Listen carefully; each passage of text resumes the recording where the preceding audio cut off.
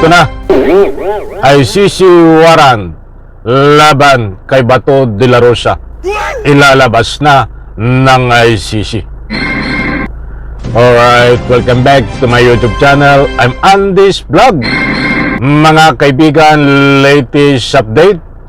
Buhato dito sa paglabas ng ICC warrant laban ho kay Senador Bato de la Rosa. Nako, eto mga kaibigan, ibabahagi ko po sa inyo. Kalalabas lang ho na balita, mainit-init pa. Ay pakilike muna sa video na ito kung nagustuhan nyo. Sabay-sabay po natin i-like ang video na ito. Sa lahat ng hindi pa nakasubscribe dito sa aking YouTube channel, please subscribe. Maraming salamat po. Eto, mga kaibigan, shout out po sa lahat. Marami ang nag-aabang ho dito. Bagamat medyo matagal-tagal na ho ito na usapin at marami rin ho ang nag-aabang kung kailan lalabas ang warrant of arrest. Ibabahagi ko po sa inyo, mga mahal kong taga-subaybay, na ilalabas na ang ICC warrant. Nako, ay paano naman si Bato? Mayroon din hong latest update dito. Paano naman si Bongo? Mayroon din pong latest update tungkol kay Bongo. Nako, ay sama-sama na ho ito, mga kaibigan. At kapag mayroon po kayong pagkakataon, inaanyayahan ko kayo patapusin ang vlog na ito, mga kaibigan. Ay, hindi naman ho ito makapagtago diyan sa Senado. Dahil wala na ang kanyang amo na si Escudero. Dahil ang pinagyayabang noon ni Bato ay hingi siya ng proteksyon dito ho kay Escudero. Datapuat sa puntong ito ay iba na ho ang Senate President. Magtago kaya ho ito? Hingin ko muna ang inyong panig, mga mahal kong taga-subaybay. Ano po ang reaksyon nyo dito sa paglabas at ilalabas na ang ICC warrant ni Bato upang hulihin? Maniniwala po ba kayo na ito ay magtatago o magpapahuli? Karapatan nyo ho magbigay ng anumang public opinion. Ito, kulong siya. Hindi ko na makikita yung difference nun. Importante dito na panagot siya dun sa mga krimen na ginawa nila. Alam nyo, on its face, nagtataka nga ako when I was being asked kanina kung ano daw yung specific na violation. Sabi ko, kung wala tayong nakikitang mali dito sa issue na ito na napunta sa tatay at kapatid, yung kontrata na inaaprobahan ni Duterte mismo, na kung saan siya yung sidekick, may problema tayo. Ibig sabihin, gano'n na tayo ka-jaded dun sa mga nangyaring ngayon. Di ba yung lumalabas dito sa issue sa Senado, sa hearing, di ba si Diskaya lumalabas? Sinasabi nila ang politikong nasa likod ay si Senador ganito o kung sino man. Ito tatay na mismo Wala ka na hahanapin pa di ba? Hindi mo na kailangan maghanap ng conduit kasi talagang diretso na sa kanila, sa pamilya niya. Kaya, I hope. mga kaibigan, huwag kayong alis. Dahil kasunod na ho ang kumpirmasyon ng paglabas ng ICC warrant nitong si Bato galing sa ICC. Sa lahat ho ng hindi naniniwala kay Trillanes, huwag kayong iiyak. Naalala ko tuloy na ganito rin ang senaryo, na walang naniniwala kay Trillanes na mga tagasunod ni Digong Duterte at ni Sara Duterte tungkol sa mga update na binibigay sa paglabas ng ICC warrant kay Digong Duterte. Marami ho na taga-suporta nila ni Digong Duterte na ayaw maniwala kay Senador Trillanes. Subalit nung lumabas na ang ICC warrant, ay biglang nag-iyakan ho at galit na galit kay Trillanes. Ay anak ng katakot-takot.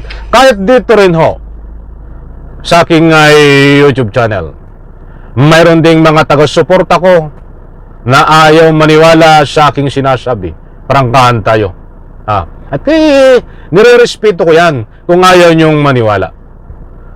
Subalit ho, nung lumabas na ang ICC warrant ni Digong Duterte, aba, ay umiyak sila. Tama raw pala mga kaibigan.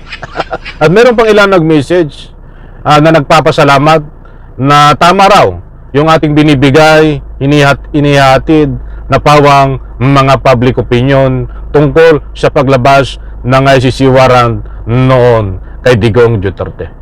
Bago ko ibahagi sa inyo itong kumpirmasyon na galing kay Trillanes na ilabas na ang ICC warrant, ay gusto ko munang padaanan ito, mga kaibigan. Unang-una, ang ICC warrant ho, pag naglabas, hindi ho ina-announce. Malalaman lang po natin na mayroon ng ICC warrant o hinuhuli na actual commission ng paghuli, actual na paghuli na ho. Ay maganda hong taktika yon para hindi ho makatakas at para hindi makatunog ang mga hinuhuli. Katulad ni Digong, biglaan ho, mga mahal kong taga-subaybay, kaya't hindi na nakatakas. Ganyan ho, mga kaibigan. Kaya't dito, sa kumpirmasyon na ito, na galing kay Trillanes na ilabas na ang ICC warrant, naniniwala po ako. Hindi ko kayo pinipilit kung maniniwala kayo o ito, mga kaibigan. Ano to, mabilis ang proseso nito at because we filed an open and shut case, so we'll see.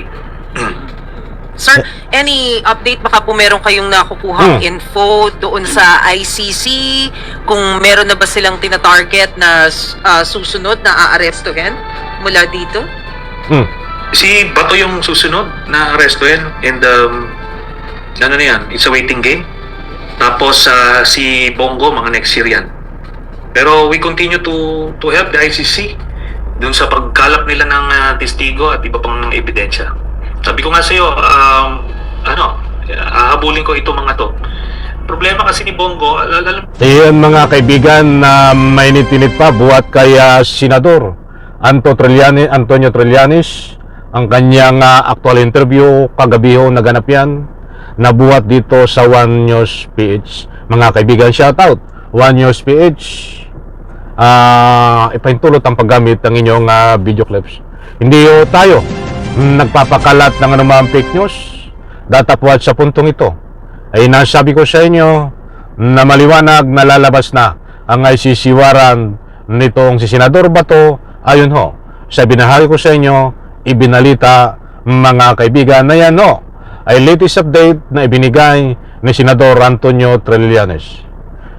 Sa mga hindi ho nakakaalam, ito pong si Senador Antonio Trillanes ay mayroon pong access sa internal ng ICC dahil siya ho ay isa sa mga complainant dito ho kay Digong Duterte, kaya't karapatan niya ho at legal na paraan para maalaman niya na mayroon talagang makatotohanan na lalabas ang arrest warrant laban o kay Bato. Ang tanong, kailan ho lalabas, mga kaibigan?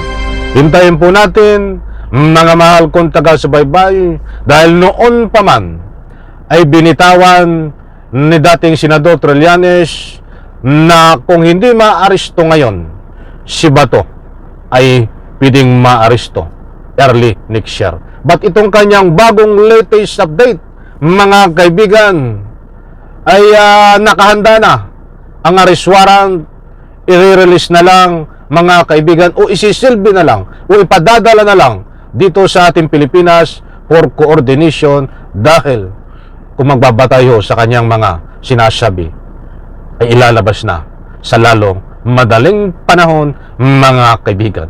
Sana maunawaan nyo kung bakit hindi tayo nagbibigay ng anong oras eksakto, anong araw, anong buwan, anong linggo. Dahil yan din ho bilang pagrespeto sa regulation ng ICC. Basta't biglaan ang kanilang paglabas ng ICC warrant, mga mahal kung taga-subaybay. So abangan po natin, hindi pa na-aresto si Bato, unang aarestuhin, ayon no, sa binahagi ko po sa inyo. At ito ho, sa lalong madaling panahon, malapit na, mga kaibigan. Salay ko sa video nito. Bye-bye. Palakpakan.